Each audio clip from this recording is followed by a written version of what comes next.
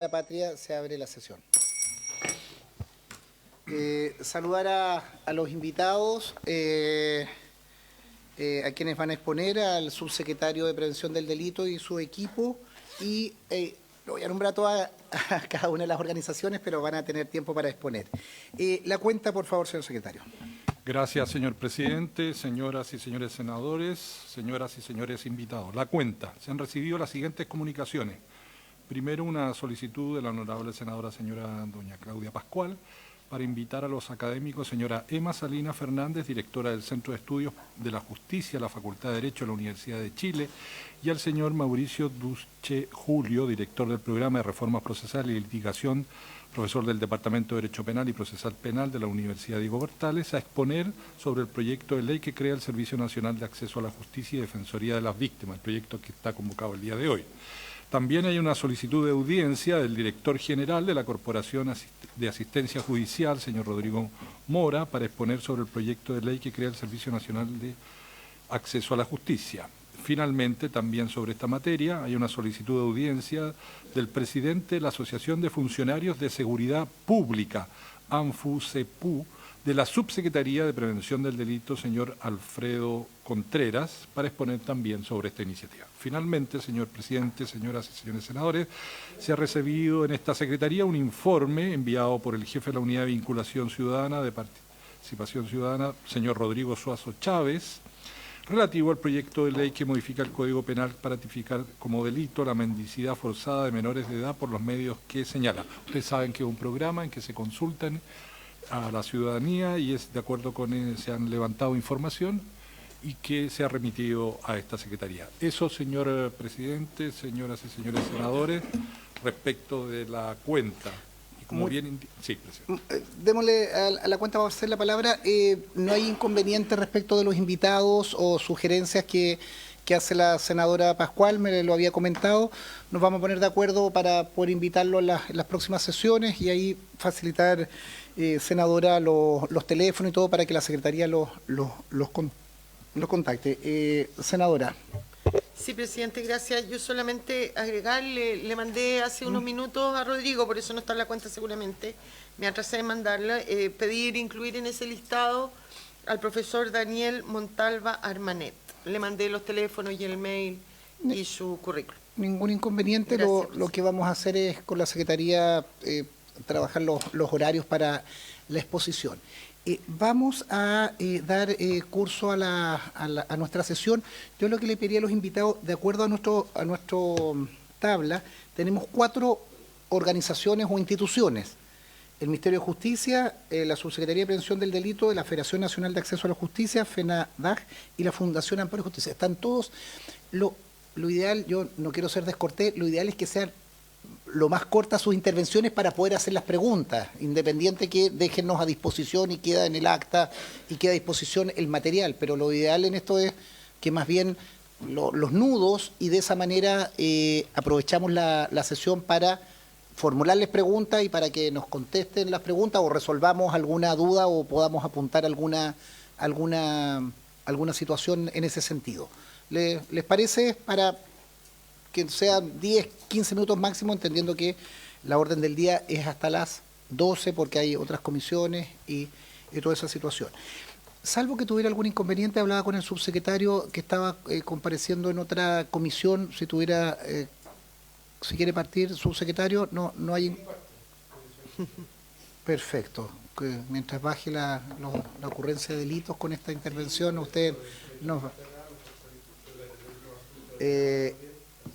sí, ahí también yo le voy a pedir en algún momento que presida la senadora Pascual, porque se vota hoy día en sala el proyecto de transparencia y de modificación al Consejo de Monumentos Nacionales, un proyecto del cual somos autor, entre otros con el senador Galilea, y un proyecto que me pidieron ir a... Nos vamos todos. Sin más... Además, las mujeres nos quedaremos cumpliendo nuestro deber. Ya, por favor. Subsecretario tiene la palabra y si tiene a disposición algún documento. Senadora Pascual, orden, por favor. Muchas gracias, presidente. Por intermedio suyo, saludar a senadoras y senadores. El foco de la presentación, primero seré breve, pero tiene más que nada, entiendo que se han hecho otras presentaciones respecto al proyecto, respecto al rol en general de el servicio, pero la presentación aquí tendrá un foco particular en particularmente la atención a víctimas, y cómo el servicio, el programa de atención a víctimas de la Subsecretaría de Prevención del Delito pasaría a este servicio, cuáles serían las tareas que va a llevar adelante y entregarles un marco para entender un poco más. Así que, pero por supuesto, independiente después que termine la presentación, me puedo quedar un momento también para que podamos, si es que hay preguntas, poder dar respuesta. Y el programa Apoyo a Víctimas de la Subsecretaría de Prevención del Delito es un programa que es uno de los pilares fundamentales de la prevención. Es un programa que además inicia sus servicios en el año 2006 con las acciones que se desarrollan en la unidad de asistencia a víctimas. Esto va creciendo y se va transformando en lo que es hoy un programa con centros de atención a víctimas. La permanencia es desde el año 2007, y el objetivo del programa es promover que las personas que han sido víctimas de delito, como lo pueden ver en la presentación, por medio del ejercicio de sus derechos, superen las consecuencias negativas de la victimización y se reduzca la victimización secundaria. Yo creo que eso, por sobre todo, siempre hay preguntas por qué programas como estos están asociados a la prevención, es particularmente porque una buena atención, el acompañamiento necesario, también tiene como tarea evitar y prevenir que esas mismas personas sean revictimizadas o incluso victimizadas en otro tipo de delitos. Hay un mandato constitucional que estableció la obligación del Estado de otorgar defensa penal y asesoría jurídica a las personas naturales que han sido víctimas de delitos que no pueden procurarse esta atención y asesoría a sí mismas. Entonces, yo voy a pasar bien rápido, pero esta presentación ya está la tienen ustedes y podemos complementar lo que sea pertinente. Ejes del proyecto de ley, lo relativo a la defensoría de las víctimas, el trabajo de la subsecretaría con la ANFUCEPO, que fue mencionada acá también como uno de los invitados, y particularmente eso es importante porque ahí radica la experiencia de los trabajadores y trabajadoras del programa y el modelo de atención especializada, darle algunos detalles. ¿Cuáles son los ejes? Yo creo que esto ustedes lo conocen muy bien, pero creo que no está de más solamente recordar cuáles son en términos generales. Las funciones principales es atender las necesidades de las víctimas, proveer información, orientación, asistencia psicológica. Hay un modelo que se desarrolla y se robustezca, un modelo integral de atención integral, sistemático, especializado, y que por supuesto contemple los aspectos psicológicos, sociales y jurídicos, tal como se lleva adelante hoy día esa tarea. Mecanismos de priorización de atención. Entiendo que han habido discusiones previas respecto a otros componentes del servicio y cómo han mirado al programa de atención a víctimas, porque el programa de atención a víctimas tiene un mecanismo de universalidad, que lo único que hace es prioriza por la gravedad de los delitos, y no pone barreras de ingreso a las personas, ¿no es cierto?, que tengan cierta, por sus ingresos, etcétera, sino que es algo que llega y se ofrece a todos y todas dependiendo de el delito del que han sido víctimas. En esto se avanza para darle continuidad al programa, en lo que será el servicio. Hay una consolidación del programa de atención a víctimas y los centros de atención a víctimas en un solo modelo. Los centros de atención a víctimas están en distintos rincones de nuestro país. Se avanza en la gestión de casos, en coordinaciones para asegurar esa atención y también en las mejoras necesarias en los servicios según las necesidades de las víctimas, o sea, un grado de flexibilidad necesaria. Y claro, los recursos necesarios, esos que están planteados ahí, están en el marco de lo que del que sería el programa de atención a víctimas en su movimiento hacia el servicio. Eso es importante destacarlo y podemos entregarles detalles, pero no voy a profundizar porque para poder abordar lo que nos convoca, que es particularmente la agenda que hemos tenido con ANFUCEPO, que ha sido una de las solicitudes también de esta comisión, que les podamos informar. Y en el marco del trabajo de la SPD con la ANFUSEPU, la agenda de trabajo, esto ha sido el resumen. Había una agenda de reuniones que se han hecho, han habido hitos donde no solamente hemos incluido a las discusiones desde el Ministerio del Interior, sino que también al Ministerio de Justicia, donde se ha hecho una presentación.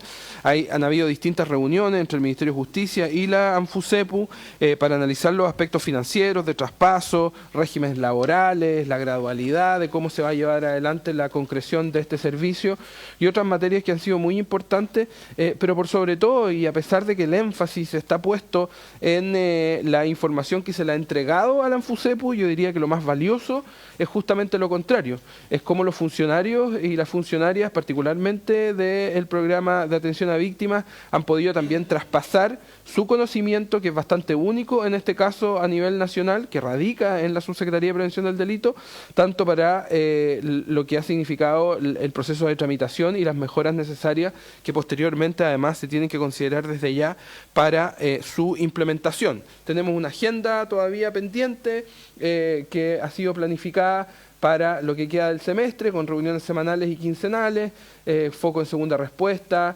atención jurídica, temas administrativos y financieros del programa de apoyo a víctimas y los procesos de traspaso de funcionarios y funcionarias que también son tremendamente importantes.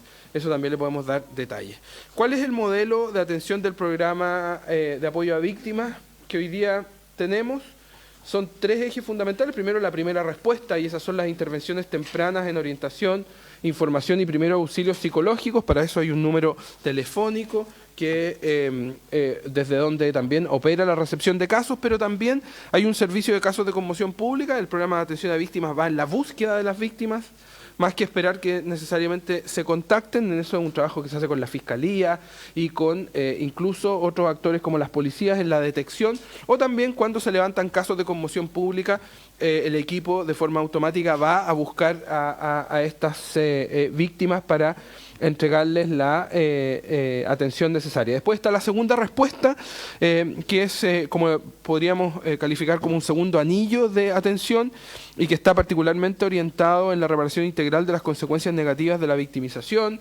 Ahí también, como les mencionaba, las atenciones no necesariamente van a la persona que fue víctima directa de un delito, sino que también a sus entornos y a sus círculos cercanos, y ahí se va ampliando de cierta manera este círculo, y eso se hace por medio de los centros de apoyo a víctimas y los puntos de atención. Son 44 centros de apoyo a víctimas y 13 puntos de atención que tenemos en este momento. Y la ley 21.057, que tiene que ver con las entrevistas videograbadas e intermediaciones judiciales, y ahí también hay un proceso de formación continua que permite que se lleven adelante las entrevistas como también las intermediaciones necesarias. ¿Cuáles son las características principales de la intervención? Primero es la integralidad.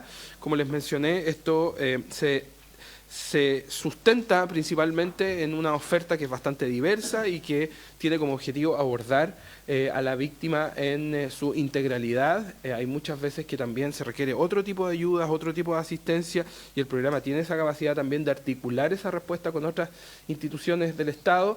La contingencia de la atención, que tiene que ser oportuna, rápida, pero también siempre respetando a las víctimas. Hay víctimas que inician el programa y voluntariamente deciden también retirarse, u otras que en el momento inmediato, después de haber sido víctimas, toman la decisión de no ingresar al programa o llamar a un centro inmediatamente, sino que muchas veces esperan por razones obvias, y eso todo tiene que, por supuesto, no solamente ser respetado, sino que preocuparnos que en el momento en que se haga esa intervención, se haga teniendo en cuenta la temporalidad del momento en que existe ese contacto y posteriormente se concreta.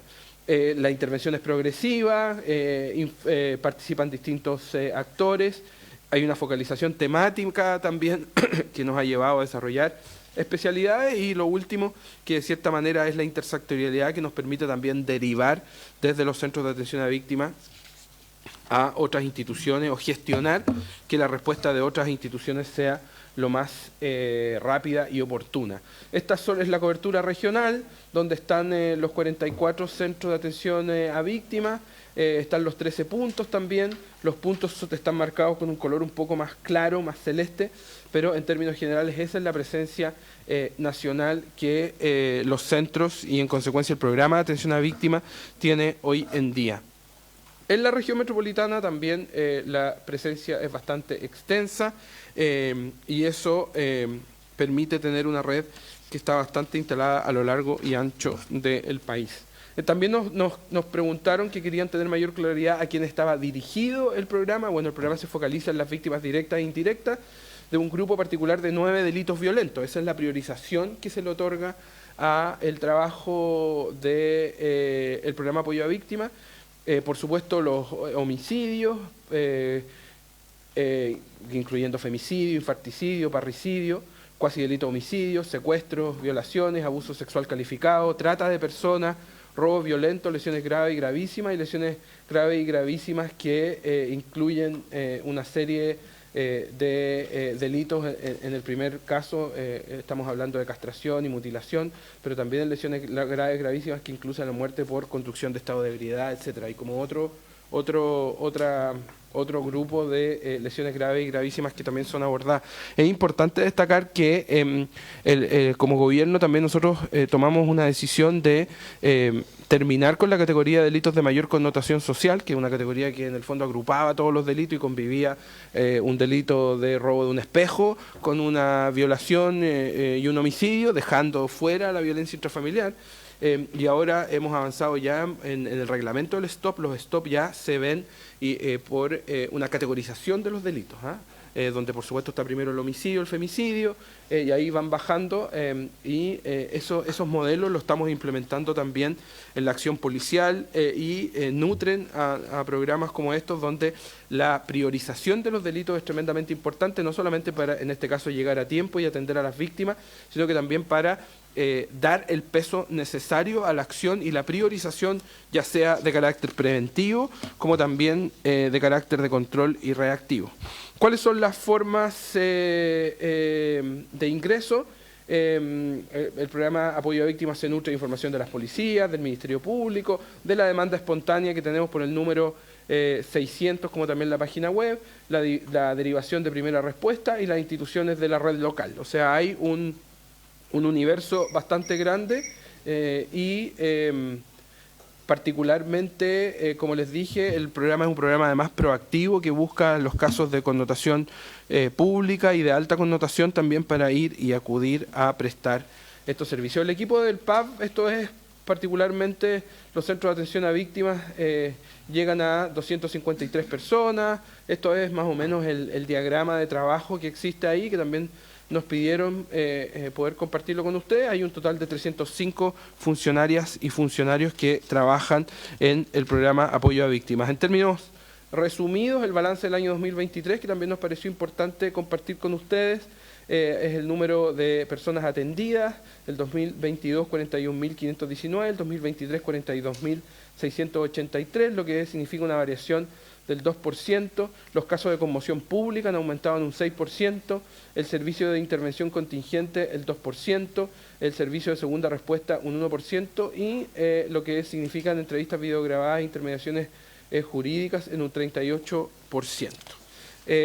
En términos generales, aquí también les queremos compartir, y con esto estoy cerrando la presentación, está conmigo también la directora del programa de atención a víctimas, quien nos va a ayudar también en caso que tengamos que complementar información, y también se va a quedar durante toda la sesión, señor presidente y miembros de esta comisión, y si estiman permanente que ella pueda volver y estar con ustedes, lo va a hacer. Estas son el balance general para que tengan más o menos una idea de cuáles son las personas atendidas bajo qué delito. Y esto también está a disposición de ustedes. Así que eso es... y estamos atentos a que exista cualquier tipo de pregunta, y también le pediría a la directora que pueda acompañarme acá para que podamos dar respuestas específicas de las interrogantes que ustedes tienen. Gracias, subsecretario. Si le parece, el subsecretario tiene que estar en otra comisión en algún momento si formulamos algunas preguntas para liberar y que se quede su equipo para cualquier cosa. Parto con un tema, subsecretario, que es bien preciso. concepto de víctima. El 108 del Código Procesal Penal establece, lo define y dice los delitos, para los efectos de este código se considera víctima al ofendido por el delito. Y en los delitos cuya consecuencia fuera la muerte del ofendido y en los casos en que éste no pudiera ejercer los derechos que en este código se le otorgan, se consideran víctimas el cónyuge, el conviviente civil o los hijos, los ascendientes, el conviviente, a los hermanos, a los adoptantes, entender hasta dónde, hasta dónde llega para efectos de eso. Segundo, un poco se está tramitando en extenso, tengo entendido ya en la Cámara, el Ministerio de Seguridad Pública. ¿Cómo opera esto? ¿Se va todo hacia el Ministerio? ¿Se refuerza? Y tercero, estas CAP, los Centros de Atención de Víctimas, ¿cómo operan en el sistema? Porque no sé si será una deformación de quienes hicimos la práctica como abogados, que uno tiende a entender las corporaciones de asistencia judicial, que son como la extensión de acceso a la justicia, es lo tradicional que durante años ha existido. Luego vino la reforma, está la subsecretaría, están estos CAP. Yo creo que en algunos momentos nosotros cometemos en Chile el inconveniente que cada ministerio, cada servicio va creando su institucionalidad para algo tan complejo como el delito en todo su desarrollo, y a veces cada uno se queda con una institución y son pequeñas fracciones y no hay un todo que es sistémico para efectos de investigar. ¿Cómo juega eso? Se ofrece la palabra para aprovechar al subsecretario y a la abogada y su equipo. Luz. Gracias, presidente. Efectivamente, siguiendo con el tema planteado por el presidente, si entendí bien yo en la presentación de la semana pasada del ministro de Justicia, señor Cordero, este programa pasaría a este nuevo servicio público. Entonces, si nos pudiera contar un poco cómo pasa y cómo se modificaría todo lo que usted nos ha dicho hoy día, cómo funciona en la Subsecretaría de Prevención del Delito, si pasa con todos sus funcionarios, si esos funcionarios y se termina el programa actual, en fin, cómo se contempla, ¿no?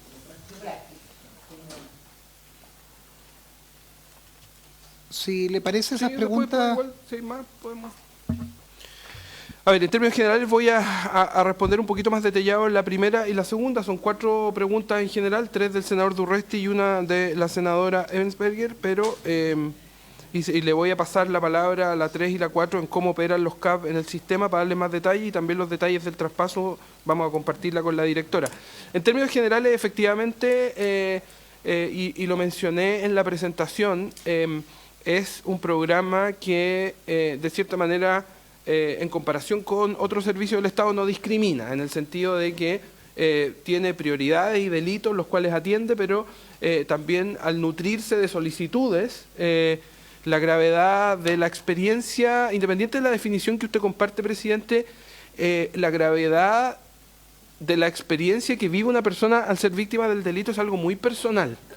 Hay personas que pueden ser víctimas de un robo muy violento y tú la pones a la par de una persona que fue víctima de un hurto, estoy hablando en términos generales, no necesariamente del PAP, pero puede que sus experiencias sean igual de conflictivas y grandes. Entonces, eso hace que sea muy complejo solamente limitarnos a la naturaleza del delito, sino que esto más bien se enfoca en el daño que genera ser víctima de un delito.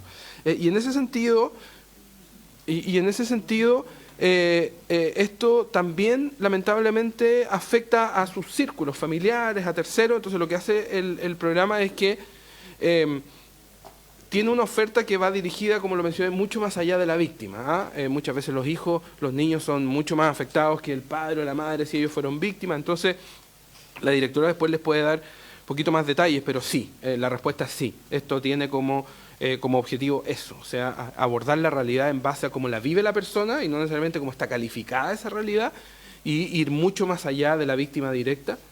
En los casos de homicidios, por supuesto, hay una atención a los miembros de la familia o personas que estuvieron también de testigos en los delitos. Entonces, eso es bien amplio. Lo segundo, sí, efectivamente, esto pasa al servicio en el diseño del Ministerio de Seguridad. esto no es parte porque pasa a un servicio a justicia. Eso es, han habido hartos cuestionamientos durante la existencia de este programa respecto a por qué está en el Ministerio de Interior y no está en Justicia, por qué está en Prevención y no está en otro. Yo creo que en el proceso legislativo que ha dado o que está permitiendo que se avance en la creación del Ministerio de Seguridad, como también en paralelo a este servicio, se ha dado respuesta a muchas de esas interrogantes, y por eso también se toma la opción de agrupar todo esto y que dependa de cierta manera también de una jerarquía administrativa que pueda aglutinar las distintas ofertas que existen hoy día, al menos por parte del gobierno.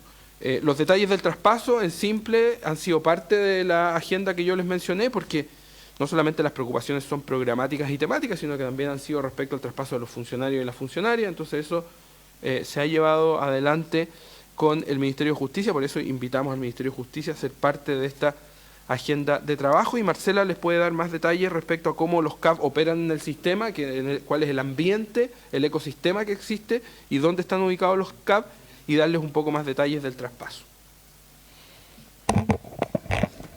Presidente, senadores, senadoras, muy buenos días. Marcela Carmine, soy la directora nacional del programa Apoyo a Víctimas.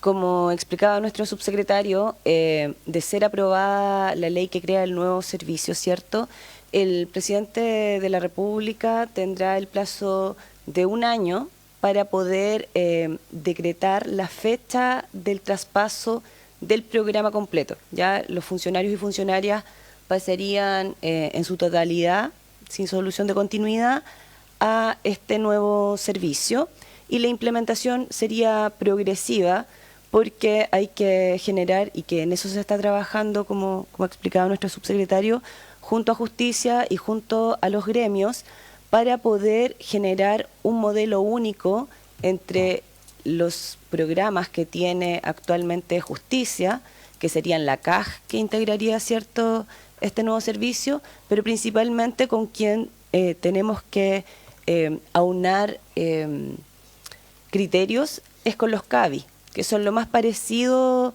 a la atención que brinda el programa Apoyo a Víctimas a través de sus centros de apoyo a víctimas que están ubicados en las 16 regiones del país, y que tenemos, como decía, un total de 44 centros más 13 puntos de atención que están ubicados en gobernaciones, delegaciones presidenciales, municipios y en algunas fiscalías, para poder justamente pesquisar a cada una de las víctimas que nos requieren y que no siempre saben cómo acceder al programa. Eso respecto al traspaso. ¿A cómo operamos?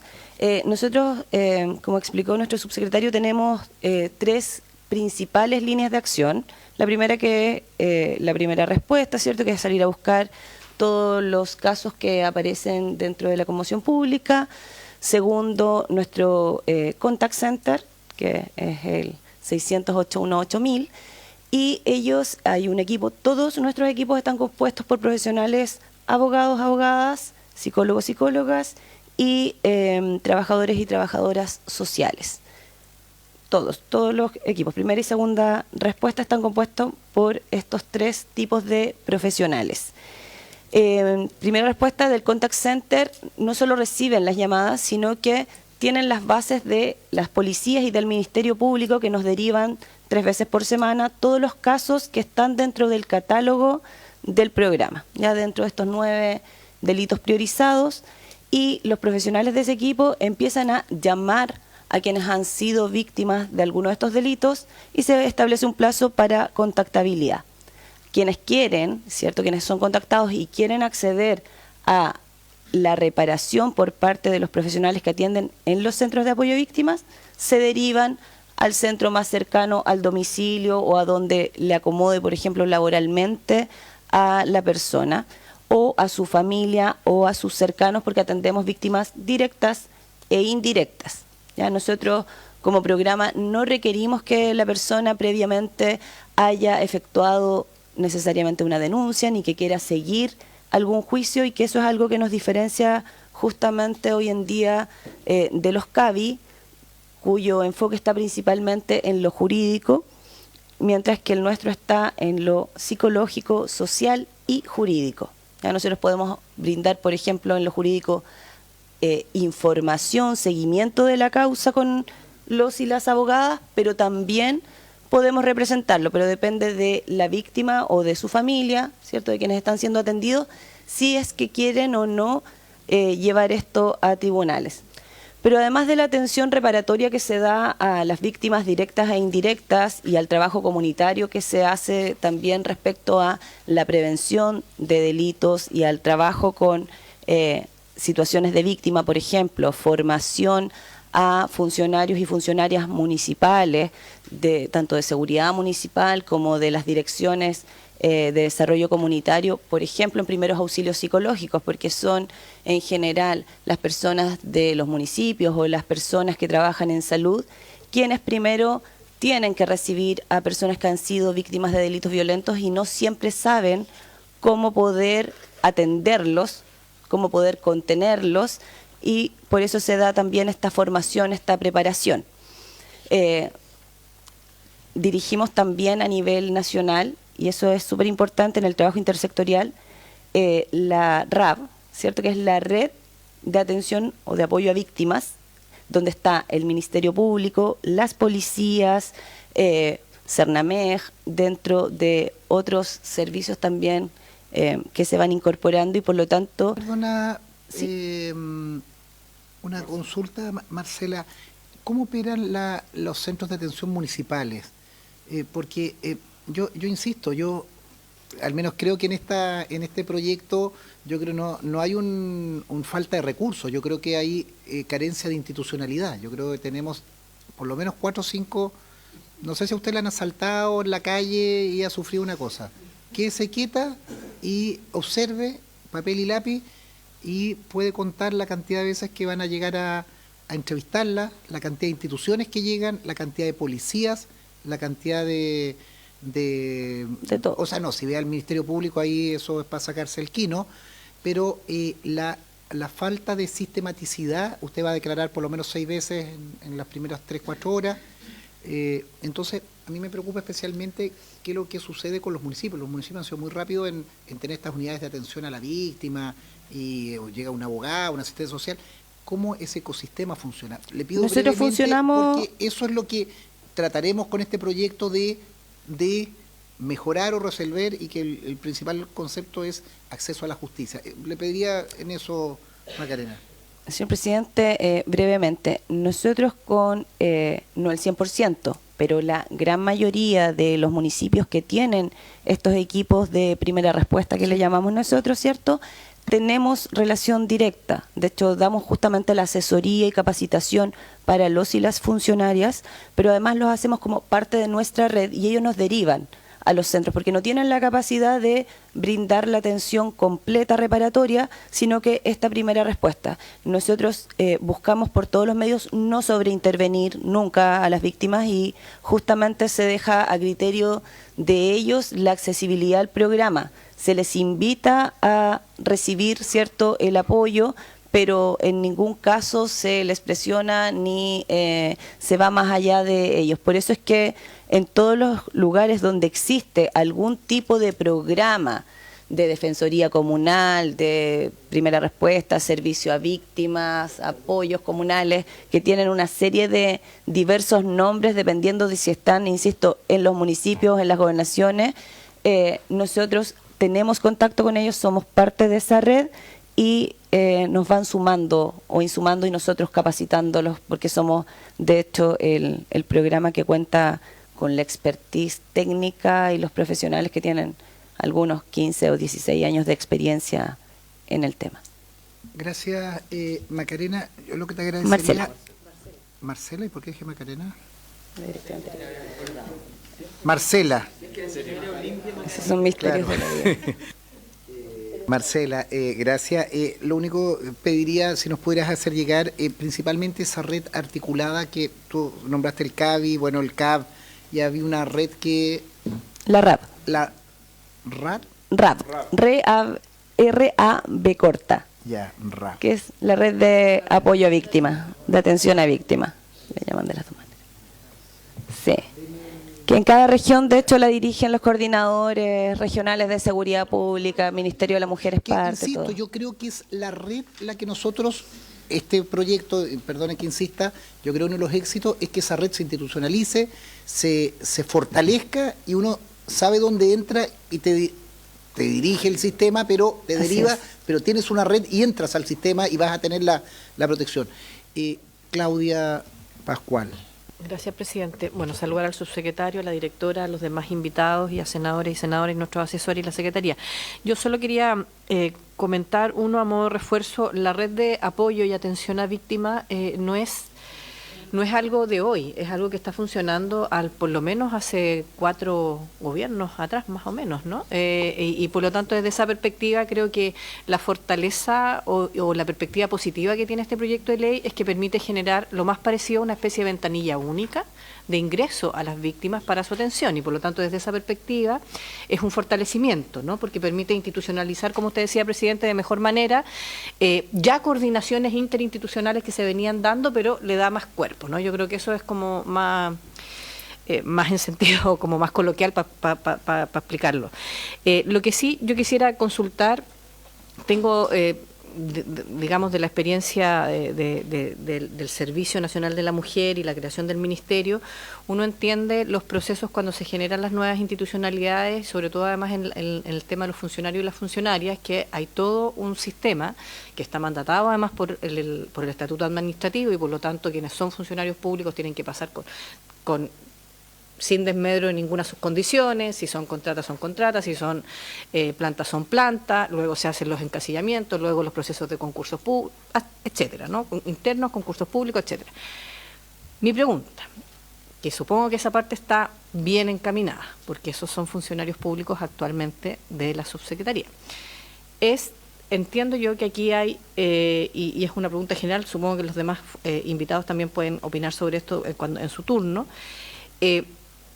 aquí vamos a tener varios tipos de relación de funcionarios con el Estado, porque hay algunos que son funcionarios públicos, estatuto administrativo, pero las CAC son Código del Trabajo. Y por lo tanto, ¿cómo tienen previsto esa situación? Porque efectivamente, claro, uno al principio dice, no innovo, traspaso tal cual, pero en estricto rigor, igual en algún minuto se va a generar una situación compleja que tiene que ver con tener institución del Estado con 3 tipos de contrato diferentes, por decirlo menos, y condiciones en donde hay también que empezar a homologar igual trabajo, iguales condiciones laborales, salariales, etcétera, etcétera. Entonces, un poco, ¿cómo tienen previsto eso, que me imagino que no se resuelve el primer mes de promulgada la ley? Por lo tanto, eso, presidente.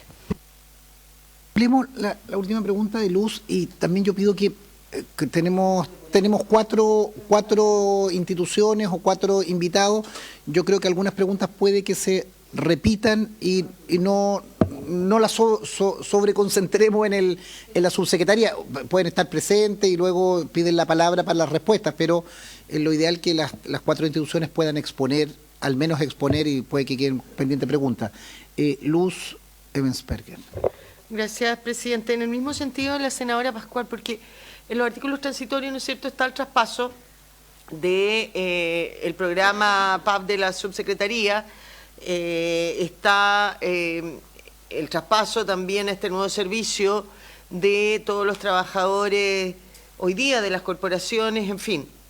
Y como ya decía, al crearse este nuevo servicio, es un nuevo servicio público, que por lo tanto, entiendo yo, debieran regirse por el estatuto administrativo para además tener responsabilidad administrativa. Me dice que no, Ministerio de Justicia. Bien, eso para que me aclaren, porque efectivamente, ¿cómo vas a tener? Si es sin solución de continuidad, tienen que mantener sus mismos contratos. Si es de trabajo, es de trabajo. Si es una contrata, es una contrata. Y efectivamente va a ser muy difícil para quienes dirigen interactuar con toda esta diversidad administrativa.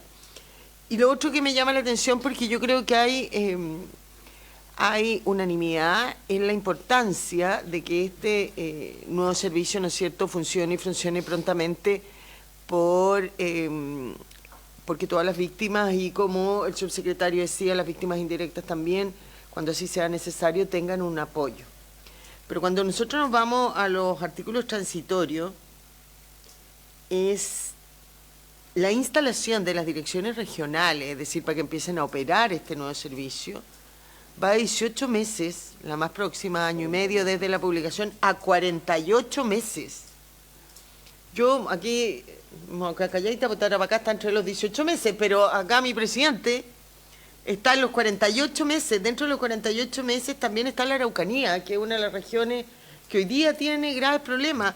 La metropolitana, donde está probablemente la mayoría de las víctimas por la cantidad de población, en los 36 meses, o sea, 3 años después. Ya no vamos a existir ni nosotros. O bueno, yo al menos, que soy la más vieja de esta comisión. Pero yo entiendo que aquí pasa por algo de recursos, ¿no es cierto? Pero cuando estamos hablando de algo tan importante como la atención a las víctimas, que venimos hablando desde hace mucho tiempo, esperar 4 años en algunas regiones para que esto se implemente, que entiendo, ¿no es cierto?, que mientras eso no pasa, ustedes siguen funcionando y todo lo demás, pero estamos creando este servicio porque entendemos que siendo algo lo que existe hoy día, con todo el esfuerzo que ustedes le pueden poner, no es suficiente. Entonces, ¿cómo acortar esos plazos? ¿Qué es lo que se requiere, presidente? Presidenta, para pedirle brevemente, yo comparto el criterio, el uso es lo último que señala, pero creo que ahí debería estar el Ministerio de Justicia, el ministro propiamente tal, para dar cuenta de eso, cómo lo acortamos, cómo anticipamos.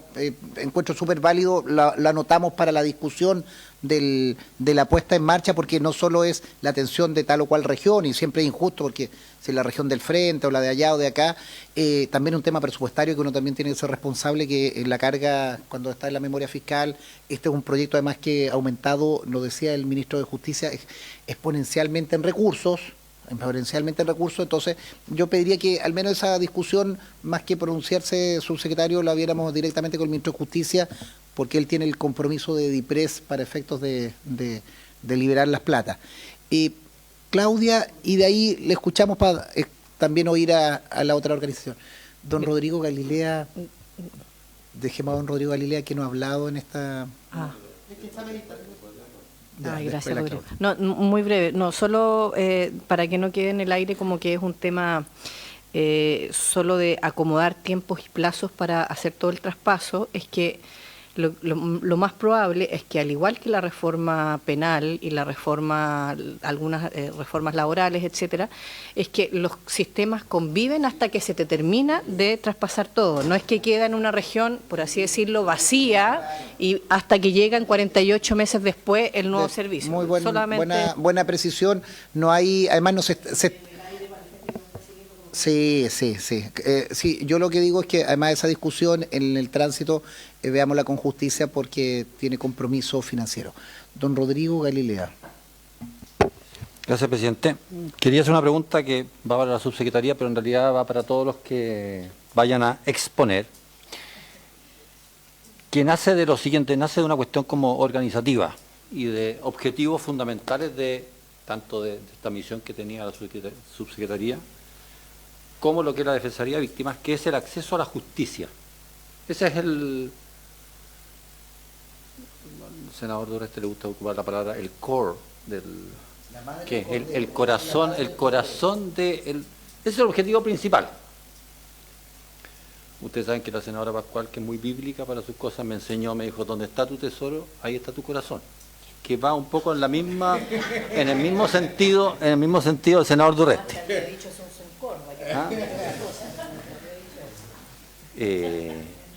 Entonces, quería que todos los que han intervenido en esto, a mí me llama la atención el componente de profesionales que tiene la subsecretaría en este servicio. Porque si el objetivo fundamental es acceso a la justicia, uno intuitivamente dirá, bueno, lo que más hay es abogado, porque es una cosa intuitiva. Pero yo jamás hubiera pensado que en realidad la inmensa mayoría son psicólogos y estafetas. Y no, estoy viendo aquí dice, psicólogos 68, abogados 40, estafetas 34, secretarios 39. No quiero hacer lo que quiero es simplemente, viendo su experiencia, esto es esto lleva mucho tiempo.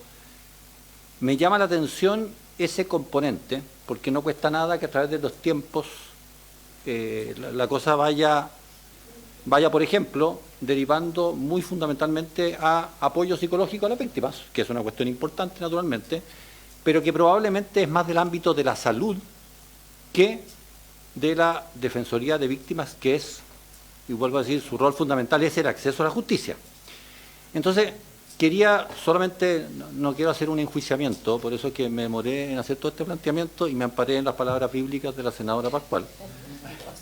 Quiero simplemente como un análisis de dónde tiene que estar el acento de esto, por si hay algo que corregir, enmendar, ver de mejor manera, aprovechando este cambio de la Defensoría de las Víctimas como una institucionalidad nueva. Eso es todo, quiero plantearlo de esa manera, y quizás todos los que van a opinar pueden aportar en este sentido. Gracias, presidente. Perfecto. Brevemente, subsecretario, y pasamos Sí, luego a don Mauricio Nostroza. Yo voy a intervenir para ir cerrando porque Sí. pero les agradezco la invitación. Y voy a partir por lo que mencionó el senador, que me parece lo más importante. Creo que primero la presentación obviamente estaba centrada en el programa de atención a víctimas de la subsecretaría y creo que se abren discusiones muy importantes, pero voy a hacer lo más resumido posible. Pero primero que todo que la evidencia ha demostrado que ha sido un error transformar la necesidad de una víctima en una judicialización, ¿no? o en aspectos legales. Esto no se trata de más o menos abogados, al menos del punto de vista... ¿Ah? Solo en eso. Claro, solo en eso, porque... No, por eso, sí, hacia allá voy. Entonces, el elemento que contribuye el programa de atención a víctimas de la Subsecretaría de Prevención del Delito, justamente es lo demás. Es la atención que requiere una víctima, es cómo el Estado se hace presente para prestar la atención necesaria a esa víctima, y por eso el servicio no es solamente acceso a la justicia, sino que también defensoría de las víctimas, pero tiene que tener un componente de acompañamiento que es necesario para que esa defensoría pueda ser efectiva, ¿ah? Porque no estoy diciendo que lo dice usted, pero hemos escuchado debates públicos donde muchas veces esto se reduce a que cada víctima tenga un abogado y como que eso solucionaría el problema. Claro, tiene un componente muy relevante, pero sin todo esto el Estado no estaría cumpliendo cabalmente con las personas, porque estaría abandonando necesidades muy importantes y que no las resuelve un abogado, ¿no es cierto? O sea, esa es la razón, y en el fondo hacia donde va su pregunta. Y por eso es tan importante que exista este traspaso y que se sostenga y mantenga el espíritu que tiene el programa de atención a víctimas, que va mucho más allá de lo legal. Entonces, es justamente lo que usted menciona, o sea, hacia dónde debería ir. A nosotros nos parece que el camino correcto es que esto sea parte de este sistema, de este servicio, ¿ah? Que no se termine ni tampoco se quede radicado acá, alejado de lo que será el servicio en la Subsecretaría de Prevención del Delito. Esa es la razón, y por eso este traspaso. La directora les puede complementar después en la discusión que a lo mejor se va a abrir con los otros integrantes, complementarles mejor respecto a cosas más técnicas, el traspaso objetivo de los funcionarios y todo. Las dejo, es una tremenda directora, así que las dejo acá con ustedes, y cualquier cosa que podamos colaborar, presidente, ya sea con información extra, estaremos disponibles para hacerlo. ¿Ya? Le agradezco mucho la invitación. Gracias, subsecretario. Marcelo, ¿usted queda disponible para pregunta o pide la palabra si alguna cosa? Y gracias, subsecretario. Y le doy la palabra inmediatamente a don Marcelo Nostroza. Usted presenta a su equipo de la Federación Nacional de Acceso a la Justicia. Marcelo tiene la palabra, y en la misma línea, Marcelo, más corta la exposición y abramos la conversación para puntos discordantes o de acuerdo. Está a disposición la presentación que están haciendo ellos, se está distribuyendo. Tiene la palabra don Marcelo. Muchas gracias, presidente. Saludarle a usted y por su intermedio a todos los senadores y senadoras que son parte de esta comisión, a los demás invitados y a quienes nos acompañan en esta jornada. Bueno, para los trabajadores que representamos... ¿Qué pasó con la presentación?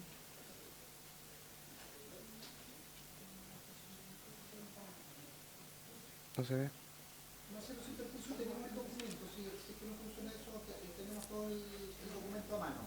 Ok.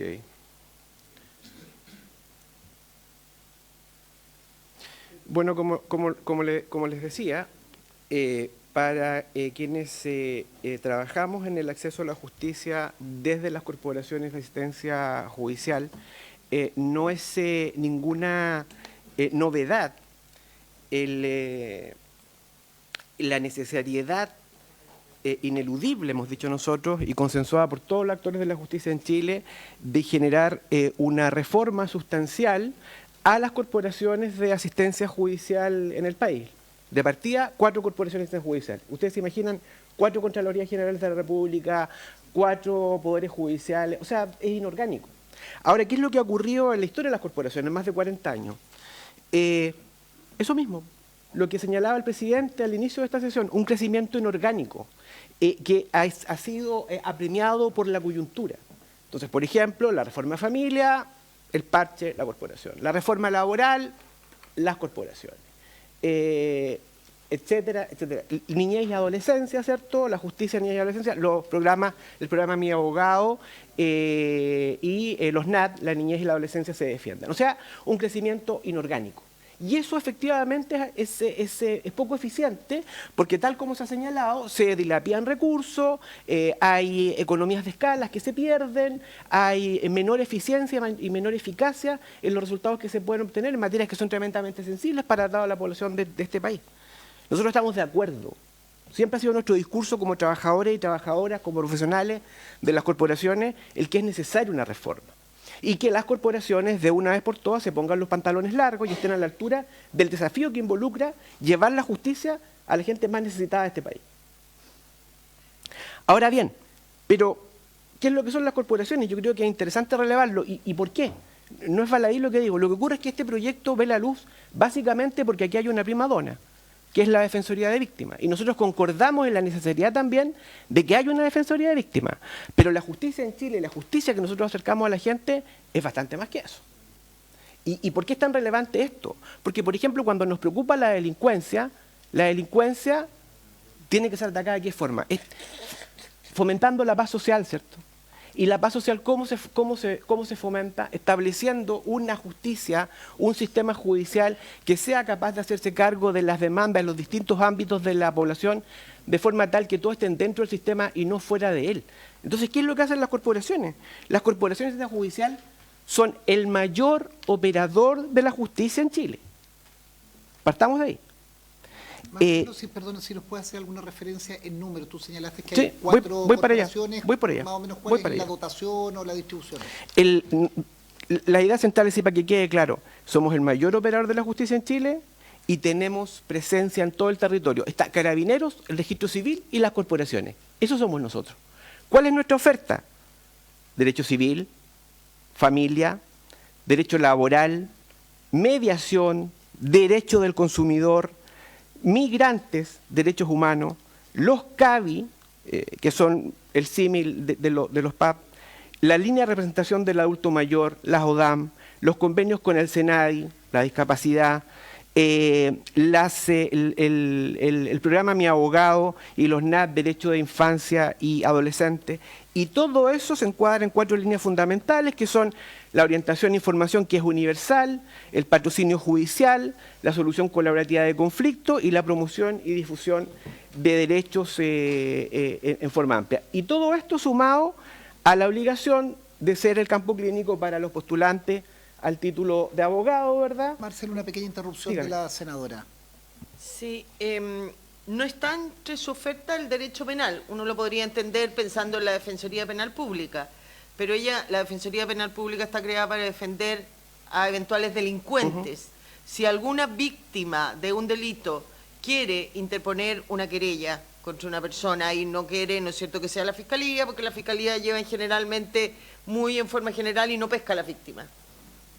¿No puede la corporación hoy ni en un futuro? Esta innovación responde precisamente a esa necesidad, una defensoría de víctimas, defender a todas, porque tal como usted dice, lógico, no, o sea, yo creo que en eso estamos todos de acuerdo y nosotros lo entendemos y lo apoyamos. Disculpe.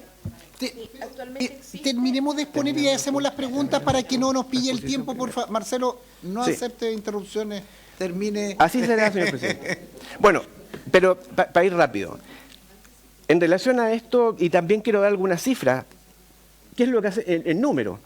Esto de acuerdo a la cuenta pública del Ministerio de Justicia del año pasado, el 2023. El 2022 se atendieron 542.783 personas, se ingresaron 112.241 demandas a tribunales, se concluyeron 142.792 juicios con un índice de favorabilidad del 73%. Hay líneas en que tenemos índices de favorabilidad cercanos al 90%. Solución colaborativa de conflictos, 10.250 casos, 65.1% con acuerdo. Los CABIS ingresaron 4.580 personas y presentaron 2.003 querellas. El programa Mi Abogado, 26.544 actuaciones. Y el programa NAT, desde septiembre del 2022, cuando se creó, hasta enero del 2023, atendió 35.000 personas y se constituyó como curador en 33.128 procesos judiciales. Esta institucionalidad, y este es el acento que quería hacer, es mucho más que la Defensoría de Víctimas. O sea, la Defensoría de Víctimas responde, se hace cargo de una necesidad que todos compartimos, pero la justicia es bastante más que eso. Ahora, ¿qué es lo que esperan los trabajadores y trabajadoras de las corporaciones? Lo que venimos peleando hace 40 años. Primero, mejoras en infraestructura. Nosotros propusimos un plan nacional de infraestructura que ponga este servicio a la altura de lo que debe ser, por la dignidad de la gente con la que trabajamos y de la gente que presta el servicio. Homologación de remuneraciones, también se señaló al pasar acá. Todos tenemos que tener las mismas remuneraciones, por lo demás es cumplir con la ley, ¿no? Y en ese entendido, aquí tenemos diferencias entre profesionales que realizan la misma pega y tienen una remuneración distinta en las corporaciones, en una corporación y entre las corporaciones. Eso ya se inició en este gobierno. Estamos precisamente ahora implementando un proceso de homologación de remuneraciones en su primera etapa. Jornada completa. También parece obvio, ¿cierto? Pero en el caso de Biobío, en las líneas tradicionales, alrededor del 60% de la gente no tiene jornada completa. Y en el caso de Casval es cercano al 30%. Carrera funcionaria. Profesionalización del servicio y fortalecimiento de las líneas tradicionales y un sistema de remuneraciones que reconozca y respete los acuerdos alcanzados por la autoridad y los trabajadores. Ahora, en esto es importante la participación de los trabajadores y sus representantes para definir lineamientos técnicos, en las líneas de oferta programática, la definición e implementación en la estructura del nuevo servicio. Eso lo obtuvimos en el primer trámite legislativo y se introdujo una modificación de tal forma que la opinión de los trabajadores va a ser oída en el Consejo Asesor de Estándares y en las comisiones técnicas o asesoras interministeriales. ¿Cuál es nuestra opinión en torno al proyecto? Nosotros apoyamos este proyecto. Creemos que es un intento serio por avanzar en una nueva forma de plantear el acceso a la justicia en Chile. Sí nos preocupa, y lo vuelvo a decir, el acento que se pone en la Defensoría de Víctimas. Lo entendemos, pero hacemos un llamado para que lo demás no se olvide. Porque, como decía, el fortalecimiento de la voz social requiere un sistema de justicia que se traduzca en una defensa eficiente, eficaz, empática, pero de todas las pretensiones que tiene la comunidad. Valoramos el incremento del presupuesto. Este proyecto nació con 1.000 millones de incremento, hoy tiene 12.000 millones. Lo cierto sí es que están destinados la mayoría a financiar la Defensoría de Víctimas. Y no es suficiente. ¿Y por qué no es suficiente? Porque, por ejemplo, no es viable que los NAT, las niñas y la adolescencia se defienden, los curadores tengan una carga laboral que llega hasta 500 o 600 causas por abogado. Esa es la realidad hoy. No es posible que en la ODAM, las oficinas de defensa del adulto mayor, un abogado y un trabajador social tengan que atender una región entera. Hemos tenido casos de abogados con 3 computadores durante la pandemia en 3 audiencias distintas y han sido sancionados o amonestados por la judicatura, obvio. Pero así a eso hemos llegado. Tampoco es justo que existan diferencias de remuneración entre trabajadores que desempeñan idénticas funciones. E insisto, artículo 52 de la ley, eso es imperativo legal, hay que implementarlo. No es sostenible tampoco que un servicio presente los porcentajes que tenemos de jornadas parciales, y tampoco es tolerable que en estas 4 corporaciones da lo mismo venir entrando que llevar 20 años de trayectoria. Eso se traduce en lucas, en plata, en reconocimiento, y eso, o sea, estamos hablando de carrera funcionaria. Pero aún así, creemos que esta nueva orgánica permitirá relevar y solucionar estas inequidades, las ponemos en la mesa. Pero después de 40 años tratando de avanzar, lo cierto es que había que cambiar la mirada y el trato de estos temas para generar un espacio distinto. O sea, de partida vamos a tener un presupuesto propio y vamos a poder pelearlo en el Congreso. No como ahora, que es el raspado de la olla, como dijo un senador en algún minuto en otro ámbito.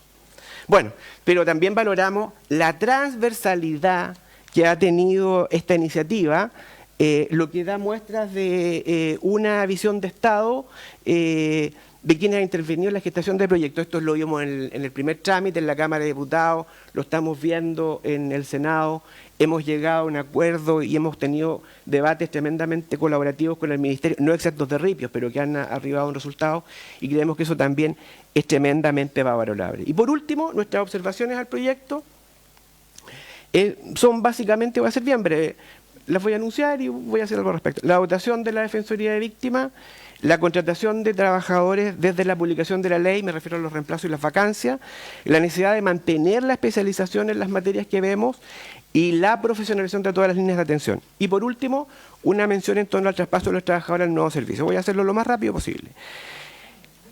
La dotación de la Defensoría de Víctimas. El proyecto contempla incorporar 741 profesionales de atención directa, los que se descomponen en 283 provenientes de los CADI y de los PAP, así como 458 nuevas contrataciones. Abogados, trabajadores sociales, ¿cierto?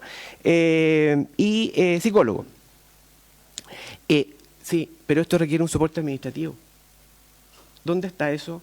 ¿Cómo se contempla? Porque la verdad es que hasta ahora, por ejemplo, el crecimiento de las corporaciones con las nuevas líneas no ha venido aparejado con el soporte administrativo y técnico. Y eso es dilapidar la plata. Porque un abogado o un profesional tiene que dedicarse a labores administrativas que no requieren la especialización que es propia de su labor. Eso nos preocupa. La contratación de trabajadores de la publicación de la ley, esto es algo súper cotidiano, aparte, algo doméstico, pero ¿sabes lo que ocurre? El artículo 19º de la disposición transitoria señala que desde la publicación de la ley hasta el traspaso definitivo de las corporaciones al nuevo servicio, de conformidad a lo dispuesto en el artículo primero transitorio, requerirá autorización previa a la Subsecretaría de Justicia para materializar contrataciones de nuevo personal cuando se prevean cargos o cupos vacantes, así como también modificaciones a los contratos. Nos preocupa la operatividad de esta norma.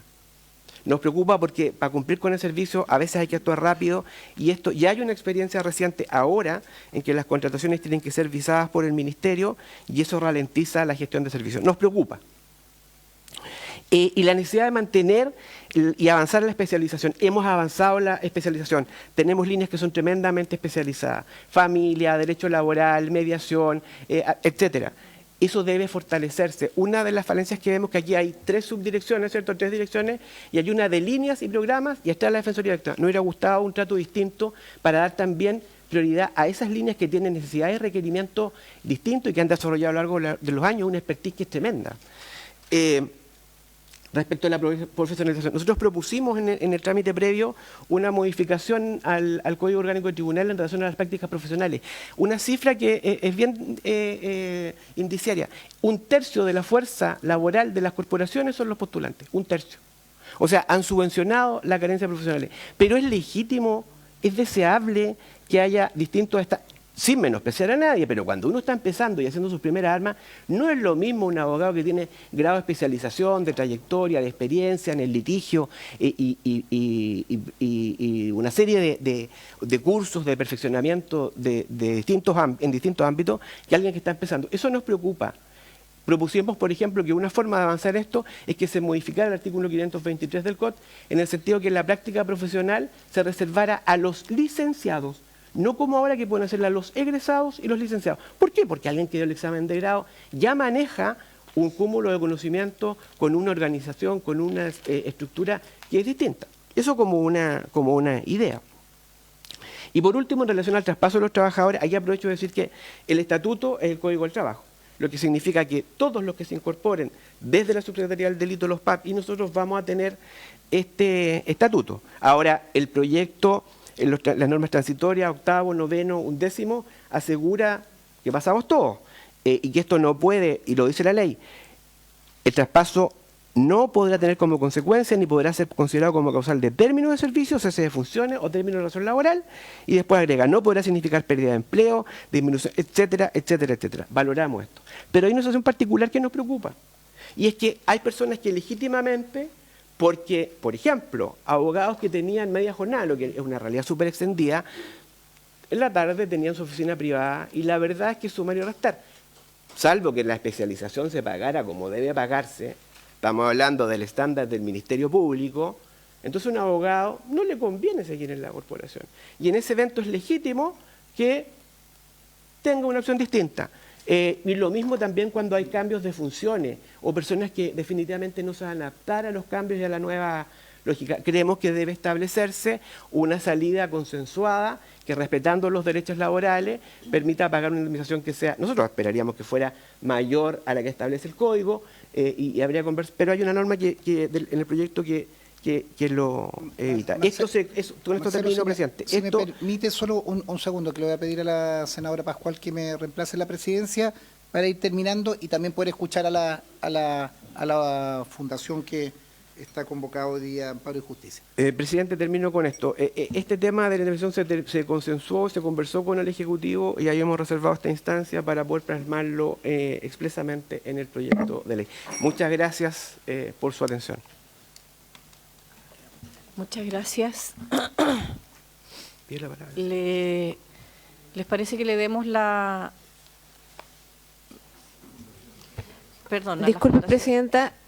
Quisiera hacer una pequeña respuesta. Es que no vamos a alcanzar a escuchar a los otros invitados, entonces les propongo que podamos, nada más que por equidad, digamos, escuchar a los otros invitados, prorrogamos por 10 minutitos y podemos hacer las preguntas para que puedan complementar. Perfecto. Por favor.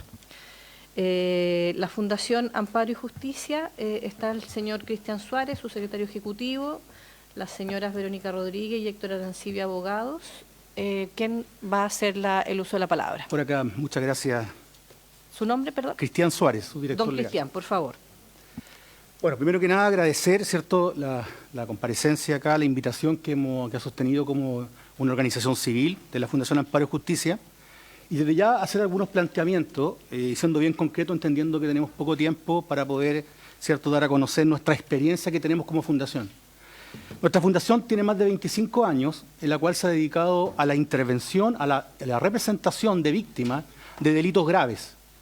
Y esto nos ha entregado mucha experiencia y sobre todo lo que dice relación también para hacer incidencia en el sentido de la ley de entrevista investigativa videograbada, que tiene por objeto prevenir la victimización secundaria, y también la ley 21.627 relativa, ¿cierto?, al acceso de las víctimas a poder participar en los procesos de libertad condicional.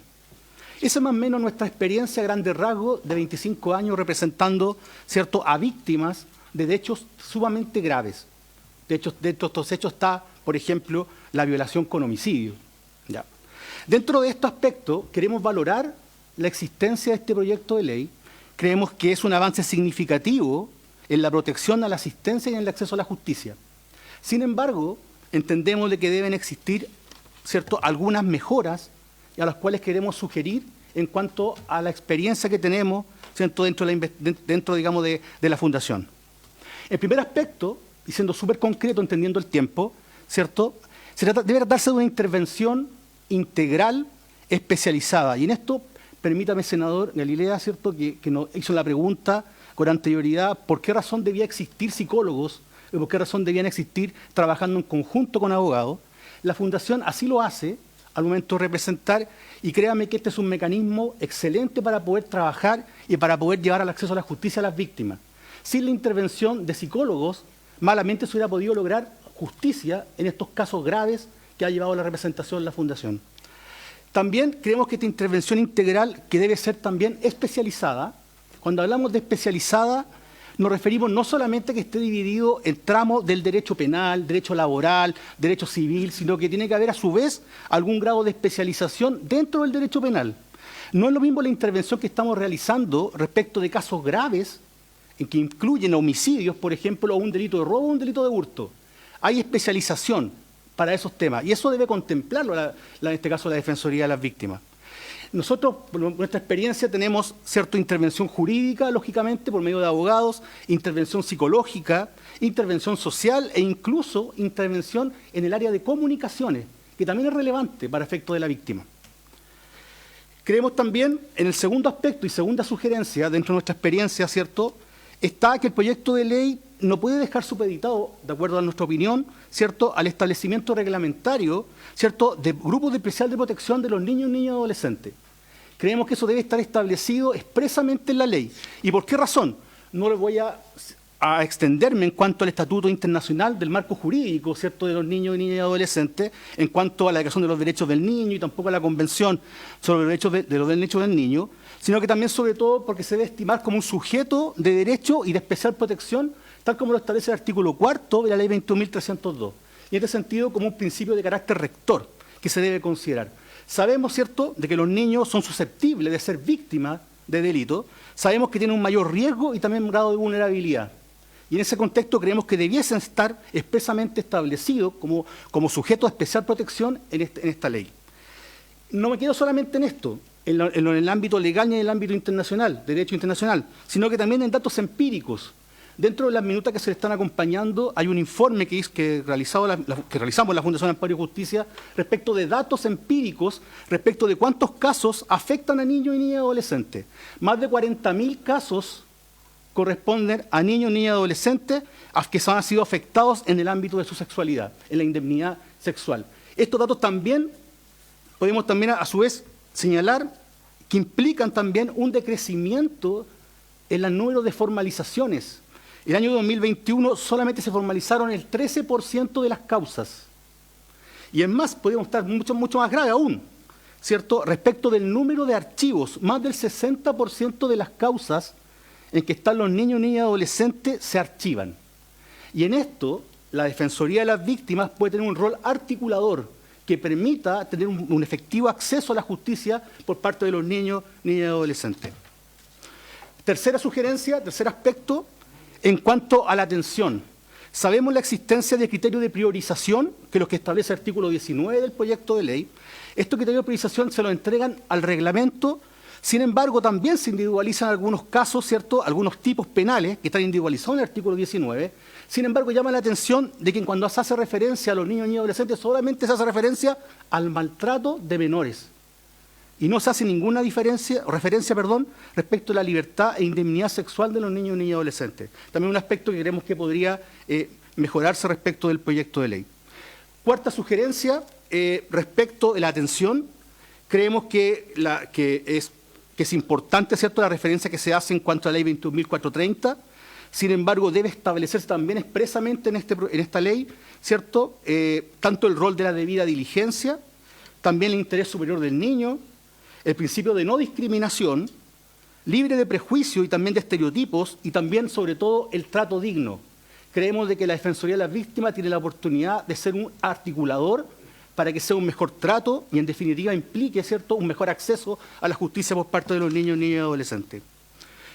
Quinto aspecto, no puedo dejar también de quinta sugerencia, ¿cierto?, en cuanto a las funciones de la Defensoría de las Víctimas, y también, en cierta forma, respondiendo un poco lo que planteó el señor presidente de la Comisión, ¿cierto?, en el sentido de cuál era el concepto de víctima, tendiendo, en cierta forma, a verificar a quiénes se iba a beneficiar con este proyecto de ley. Pero yo no haría tanto esa pregunta, sino que yo haría la pregunta, ¿hasta dónde vamos a intervenir? ¿La Defensoría de las Víctimas va a intervenir solamente hasta el juicio? ¿Y qué pasa con esas víctimas después del juicio? ¿Qué pasa después con la etapa de ejecución del fallo, por ejemplo? Sabemos de la existencia, que se aprobó el año pasado, ¿cierto?, de la Ley 21.627, en la cual otorga acceso a las víctimas para poder participar en los procesos de libertad condicional. Sin embargo, este proyecto no lo contempla. Creemos que es un aspecto relevante y que es una sugerencia que pueda contemplarlo. Sabemos que puede ser iniciativa del presidente de la República, pero creemos que es relevante para efecto de para poder complementar, ¿cierto?, la intervención que se debe realizar, sobre todo considerando que el grado de afectación se mantiene respecto a las víctimas, incluso en la etapa de ejecución del fallo. Esto, por lo demás, tenemos el derecho comparado que así lo ampara, ¿cierto? Tenemos esto se produce en Canadá, en Inglaterra, Estados Unidos y también en Sudáfrica. De más antecedentes respecto de esto está en la minuta que también le acompañamos en este momento. Don Cristian, solo un segundo para poder, si me permite la comisión, prorrogar por 10 minutos, por favor. Sí, y solamente terminando. Solamente terminando. En definitiva, creemos que el proyecto es un avance significativo, otorga protección, asistencia a víctimas y acceso a las víctimas. Creemos que se debe consagrar de manera explícita, ¿cierto?, como grupo especial de protección a los niños, niñas y adolescentes. También creemos la existencia de una atención integral, profesionalizada, que este proceso judicial debe contemplarlo, tanto incluso la ejecución de las penas. También sugerimos que la priorización de atención también se establezca respecto a la indemnidad sexual de los niños, niñas y adolescentes y no solamente al maltrato como lo establece expresamente, y que la forma de atención también puede quedar regulada en el sentido que se trata de una intervención que garantice el interior superior del niño, el derecho a ser oído, autonomía progresiva, el trato digno, ¿cierto? Y también que contemple incluso medios modernos de intervención, no solamente una intervención de carácter individual, sino que en medio de intervención de carácter colectivo, que es lo que se aplica, digamos, en otros países. Eso sería su señoría, señora presidenta, y muchas gracias. Muchas gracias. Habiendo escuchado los invitados, las invitadas, le pedimos disculpas al Ministerio de Justicia porque como nos van a acompañar más sesiones, priorizamos por invitados distintos. Doy la palabra, senadora Luce Bensperger, senador Galilea, si hay consultas o preguntas, opiniones, ¿no? ¿Seguro? Yo creo que sí, está rondándote algo en la cabeza.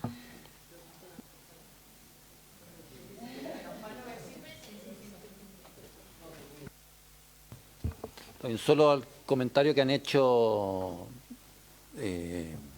Amparo y Justicia y también de la subsecretaría.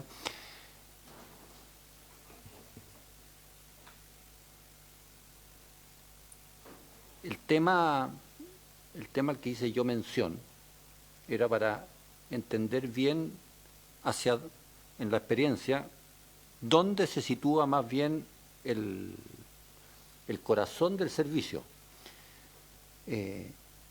Es tan preponderante la parte psicológica, quizás por sobre la judicial, van exactamente de la mano.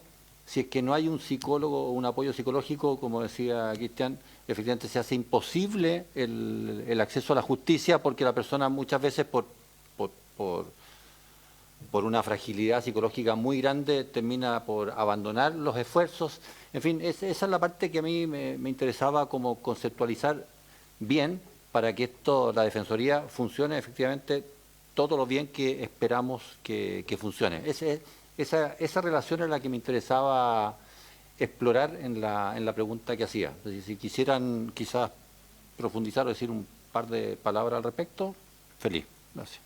Si me permiten, voy a dar un minuto para complementar a la Federación de la Asociación de Acceso a la Justicia, un minuto también a la Fundación Amparo y Justicia y también a Felipe Rayo del Ministerio de Justicia, por favor.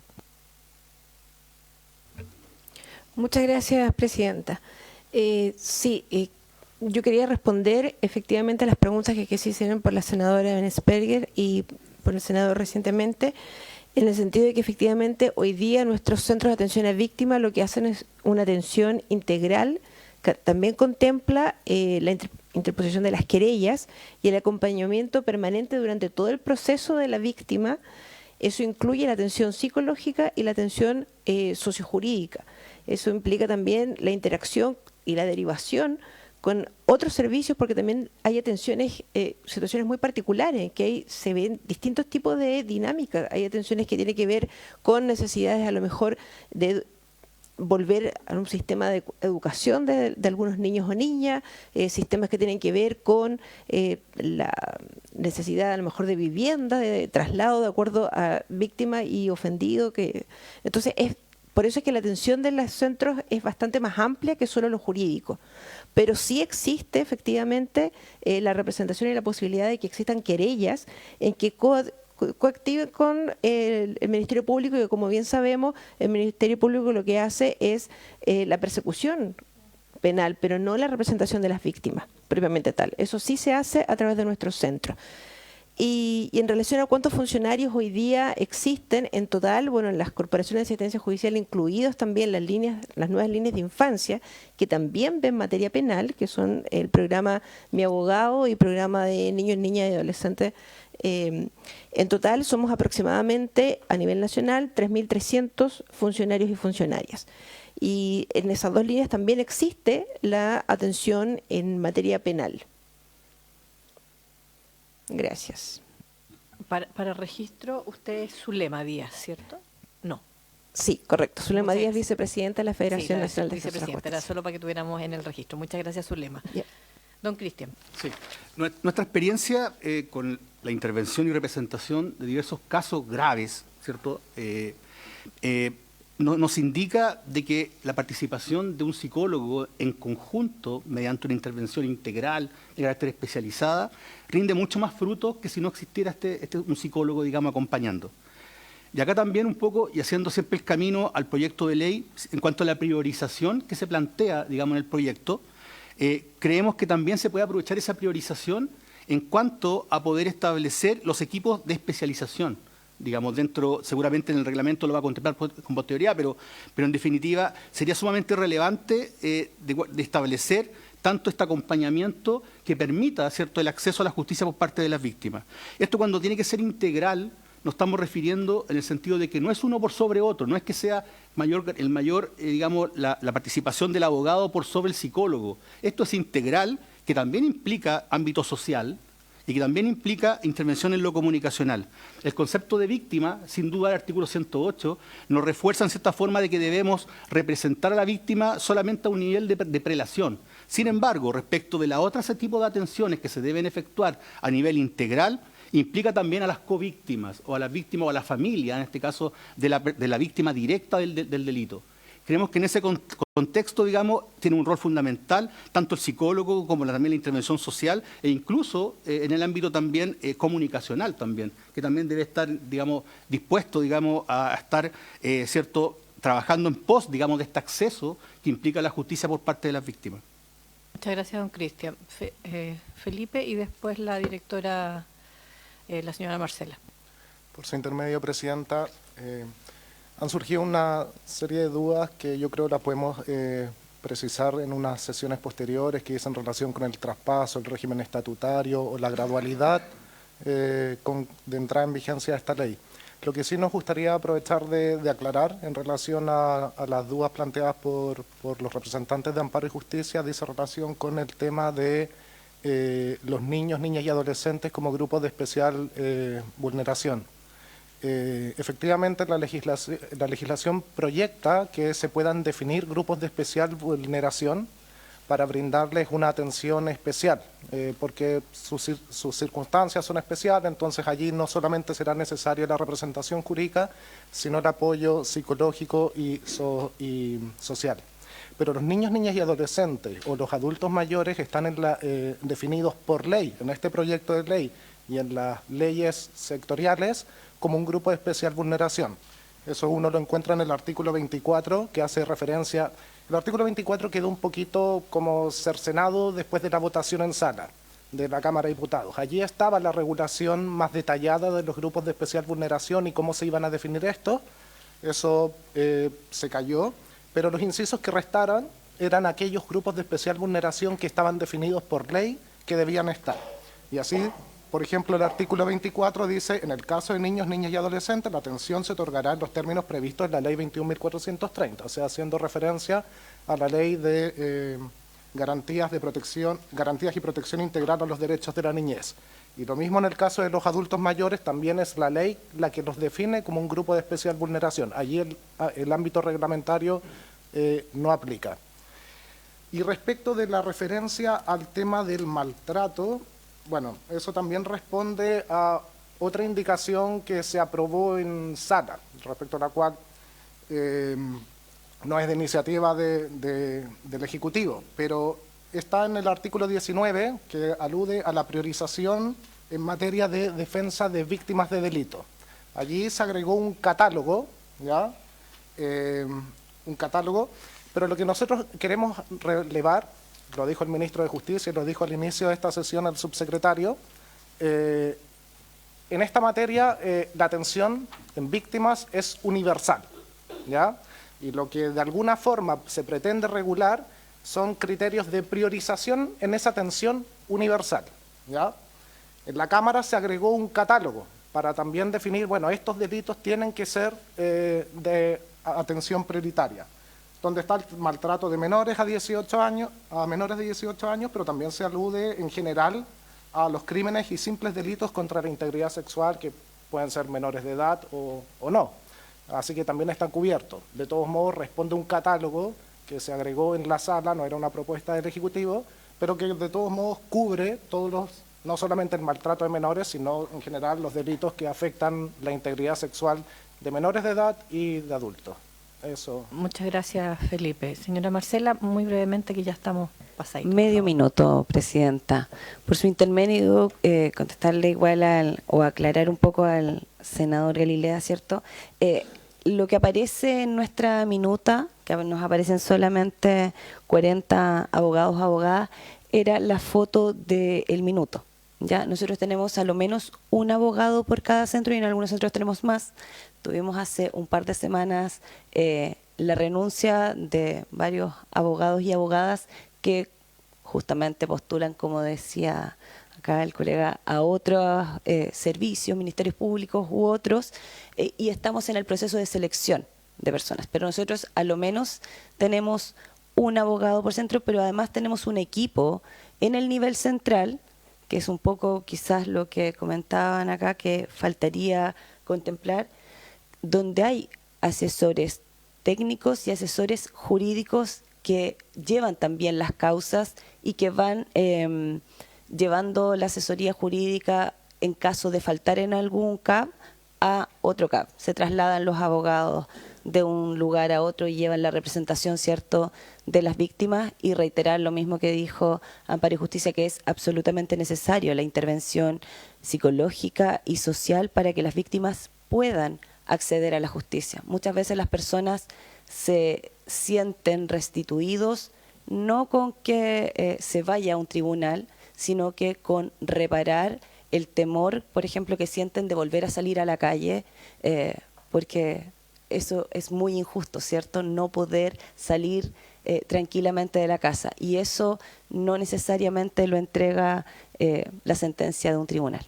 Eso solamente. Muchas gracias. Lamentablemente no nos queda más tiempo, pero continuaremos en la reflexión en las sesiones siguientes que determine el presidente en ejercicio de esta comisión en conjunto con la Secretaría. Le agradecemos a los invitados, a las invitadas, nos han dado bastantes pistas también, creo yo, para poder sugerir indicaciones a posterior. Así que muchas gracias por haberse cumplido el objeto de la sesión. Se levanta.